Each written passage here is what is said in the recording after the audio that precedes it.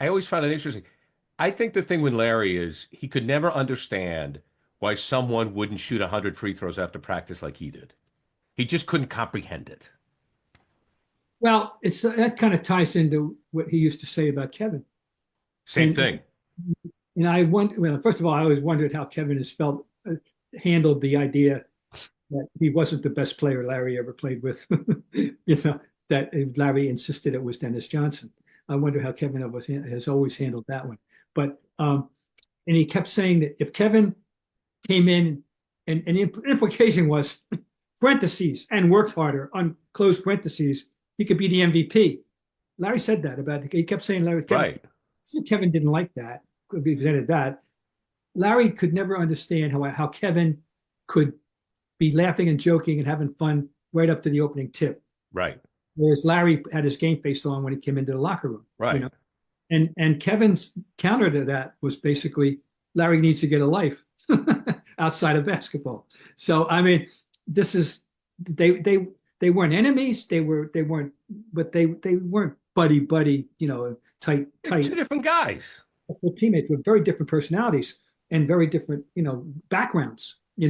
And so yeah, that was so yeah.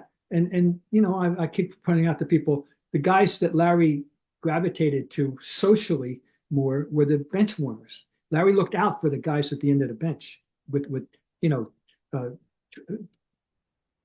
regifting stuff that he would Right. get, whatever. Well, And Larry grew up poor, very poor and and he understood that. The other nothing. relationship, but like when you talk about Larry and his buddies, I mean, Roby, of course, the stories about he and Roby in bars. Quint Buckner, I don't know if it Oh, was because they were both Indiana guys. looked up the Butler, probably still does, in terms of he Loved thought Buckner. Buckner was a savant, a worldly person with knowledge about things, and he loved Quinn Buckner. Yeah, no, So, Jerry Seasting, a fellow Hoosier. I right. think he's very proprietary to a jury is from Martinsville, Indiana, and yeah, And he and I loved DJ. He loved DJ. oh, he did love JJ, and he gave him his highest compliment. I mean, that's his highest compliment. I That mean, he, look, we love DJ too, and he had some clutch shots. But I mean, Kevin McHale, well, it's funny. This is a great debate, Bob. Who was a better player, Kevin McHale or Dennis Johnson? If you just take their Celtics career, you would say McHale, but DJ was pretty good with Seattle.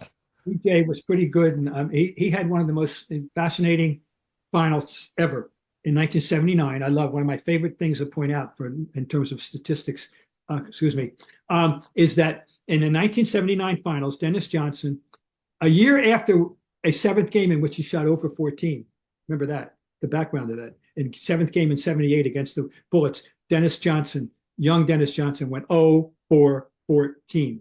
Okay. Now, the next year, in the same finals against the same team, a little revenge thing, Dennis Johnson in a 5-game victorious series averaged 20 points a game and blocked 14 shots in 5 games from the guard position.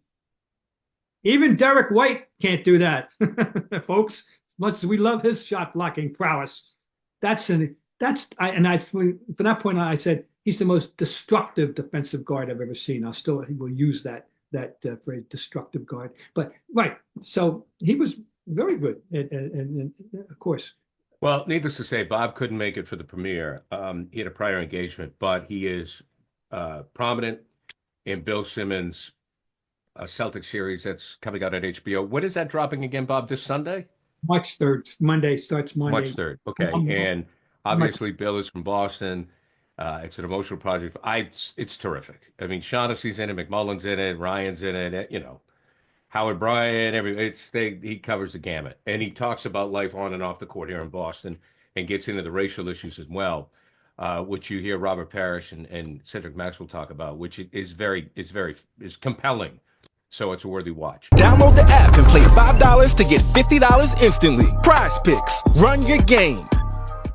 If you're like me, life gets busy, but eating well shouldn't have to be so complicated. That's why I love Factor. These chef-made meals are dietitian approved, and they make it so easy to stay on track no matter what's on my schedule. The flavors are amazing, and with 40 meal options across 8 dietary preferences, there's always something new to try. So if you're ready to eat smart and save time, get 50% off your first box plus free shipping. Just go to factormeals.com/boomertakes50off and use the code BOOMERTAKES50off. NBA History Channel is brought to you by Prize Picks.